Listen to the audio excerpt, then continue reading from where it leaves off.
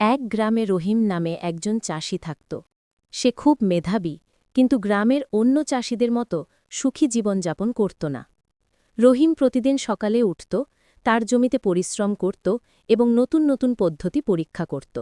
একদিন রহিম জমির পাশে একটি ছোট বাঁশের পাইপ দেখতে পেল। তার মনে হল, যদি এটি দিয়ে জল সরবরাহ করা যায় তাহলে চাষের কাজ অনেক সহজ হবে। রহিম নিজে ছোট ছোট পরীক্ষা করল এবং ধীরে ধীরে পুরো পাইপের ব্যবস্থা বানাল। পরের মৌসুমে রহিমের জমির ধান অন্যদের চেয়ে অনেক ভালো হল।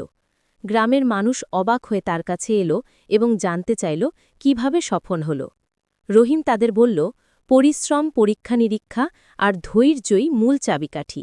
শেষে রহিম গ্রামের জন্য একটি জল সরবরাহ ব্যবস্থা তৈরি করল, যাতে সবাই উপকৃত হয়।